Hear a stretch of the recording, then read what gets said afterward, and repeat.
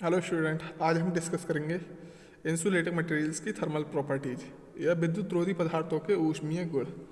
वैद्युत इंजीनियरिंग के क्षेत्र में विद्युत रोधी पदार्थों का उपयोग विभिन्न विद्युत मशीनों जैसे घूर्णन मशीन, स्थैतिज मशीन, ट्रांसफार्मर एवं घरेलू उपकरणों जैसे विद्युत press, fridge, washing machine, toaster इत्यादि तथा व्यावसायिक उपकरणों में किया जाता है। जैसे हमारे घरों में ये चीज़ें यूज होने वाली हैं, फ्रिज है, वॉशिंग मशीन है, टोस्टर है और ट्रांसफार्मर है, मशीन्स और मोटर जनरेटर हैं, इसमें इसका यूज होता है। अतः उपरोक्त मशीनों उपकरणों के प्रयुक्त प्रतिरोधी पदार्थों पर ऊष्मा के प्रभाव से पदार्थ के विद्युत रोधी गुणों का क्या होता है, क्षय होने लगता है और धीरे धीरे मशीनों की विद्युत रोधन क्षमता होती है, जो इंसुलेशन जो होती है इंसुलेशन वो क्या होने लगती है, कम होने लगती है, नष्ट होने लगती है, जिससे मशीनों की आयु क्या हो जाती है, बहुत कम हो जाती है। अतः विद्युत रोधी पदार्थों पर तापमान में परिवर्तन के कारण होने वाले परिवर्तनों का अध्ययन नितांत आवश्यक है। इन चीज़ों का हमें बहुत ही ज़्यादा ध्यान रखना चाहिए। उदाहरण के लिए कोई विद्युत मशीन, घूर्णन मशीन किसी निश्चित वोल्टता एवं धारा पर प्रयोग की जाती है। जैसे कोई भी घूर्णन मशीन है, मोटर है, जनरेटर है, वो एक निश्चित वोल्टता या धारा पे उसका प्रयोग किया जा रहा है। वोल्टता बढ़ जाने पर परावैद्युत हानि बढ़ जाती है अथवा लोड बढ़ जाने से धारा का मान भी बढ़ जाता है, जिसके कारण क्या होता है, उसमें I² लॉस होने लगता है। इस इन हानियों के बढ़ने से मशीनों का तापमान क्या हो जाता है, वो बढ़ जाता है, टेम्परेचर बढ़ जाता है और अधिक ऊष्मा उत्पन्न होने लगती है। जो हीट एनर्जी है वो बहुत ज़्यादा प्रोड्यूस होने लगती है। यदि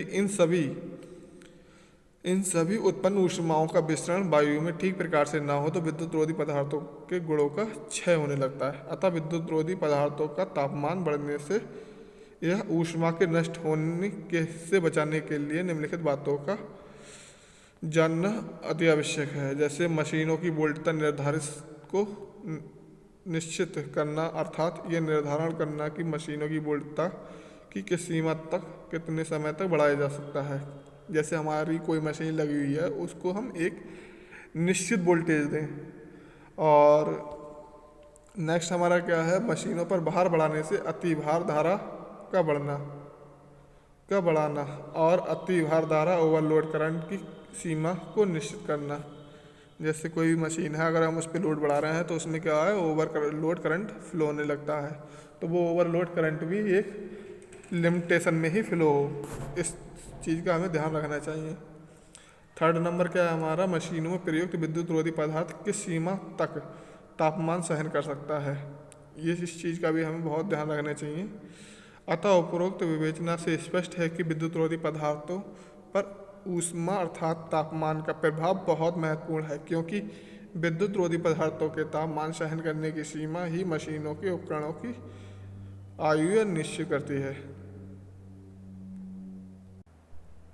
नेक्स्ट टॉपिक हम देख लेते हैं ऊष्मा प्रतिरोध या हीट रेजिस्टेंस। सभी विद्युत रोधी पदार्थ एक निश्चित तापमान परिवर्तन या ऊष्मा परिवर्तन को सहन करने की क्षमता रखने वाले होने चाहिए। साथ ही निश्चित तापमान परिवर्तन में विद्युत रोधी पदार्थों के दूसरे गुण भी नहीं बदलने चाहिए। वास्तव में ऐसा विद्युत रोधी पदार्थ संभव नहीं है जिसमें ताप के परिवर्तन से उसके गुणों में कोई परिवर्तन नहीं हो। अच्छा प्रतिरोधी कहलाता है। परंतु वे प्रतिरोधी पदार्थ जो उच्च कार्यकारी तापमान में अपने अन्य गुणों जैसे आंतरिक, विद्युत, रासायनिक आदियों में परिवर्तन करते हैं, अच्छे विद्युत रोधी पदार्थ नहीं कहलाते या नहीं होते हैं। अर्थात अच्छे विद्युत रोधी पदार्थ हैं सामान्य वातावरण के तापमान से उच्च कार्यकारी तापमान तक सभी गुण विद्यमान रहने आवश्यक हैं।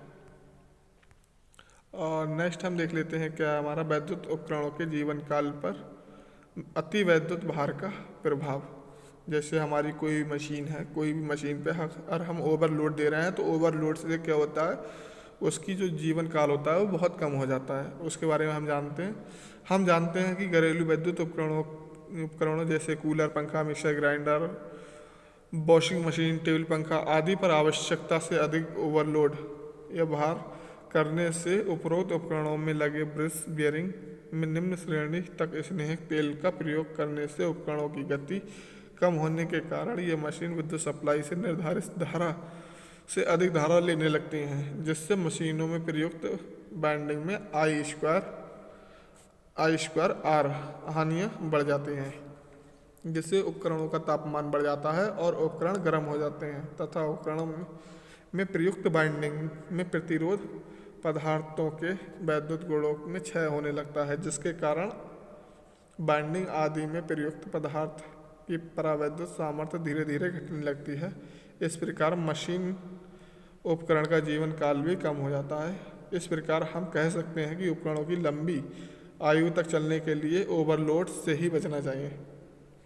अगर हम हमारे घर में जो भी मशीन यूज की जा रही है, अगर उसमें हम ओवरलोड दे रहे हैं तो उससे क्या होता है, उसकी आयु कम होती है, वह ज़्यादा समय तक नहीं टिकती है। इसलिए हमें अपने जितनी मशीन्स हैं या घर में होने वाले उपकरण जितने भी हैं उनको ओवरलोडिंग से बचा के रखना चाहिए।